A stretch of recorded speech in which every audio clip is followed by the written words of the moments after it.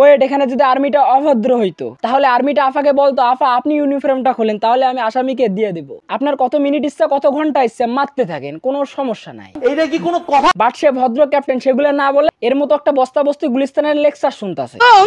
Wait. It's my turn now.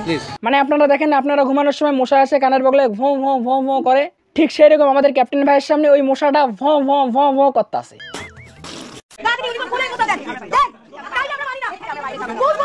একটু দেখে মনে হচ্ছে সে বাংলাদেশের সব স্বাধীনতা একাই নিছে। বিন্দু পরিমাণ ভদ্রতা থাকলে এতগুলো মানুষের সামনে নোংরা নোংরা ভাষা বলতে পারে না? কখনোই পেতো না। যার মধ্যে বিন্দু পরিমাণ ভদ্রতা আছে, বিন্দু পরিমাণ সভ্যতা আছে, সে কখনোই এতগুলো মানুষের সামনে এরকম ঠান্ডমিনিং কথাবার্তা বলতে পারতো না। সে যে আসলে গুলিস্তানের প্রোডাক্ট, একটু দেখে আসে।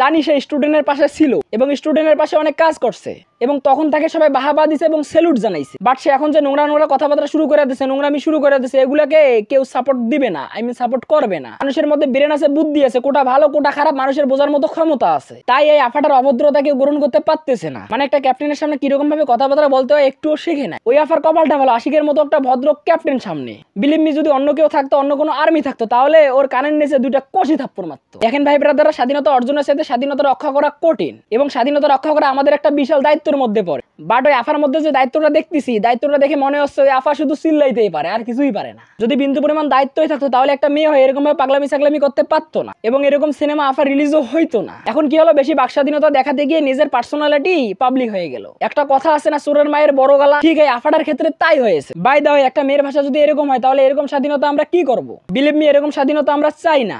ভাইজান তো তাহলে আমার মতোই। দেখেন ব্রাদার, আপনারা যদি আফাকে একটাবার বিয়ে করতে পারেন তাহলে আপনাকে কখনো কর্ম করে খেতে হবে না। কারণ ওই আফা যত পরিমাণে হামালতে পারে, যত পরিমাণে লেকচার মারতে পারে, কিছু না পেলেও মলম বেচে খেতে পারবে। তার সাথে তো এগুলা বোনাস আছে। আপনাকে বুঝাতে চাচ্ছি, আপনাকে কখনো পরিশ্রম করে খেতে হবে না, ওই আফাই আপনাকে খাওয়াবে। তা গাইস, ভিডিওটা এতটুকু ছিল। ভিডিওটা দেখে আপনার কাছে কি মনে হলো একটু কমেন্ট বক্সে জানাই দিয়েন। তা ভালো থাকবেন, সুস্থ থাকবেন, আল্লাহ হাফেজ।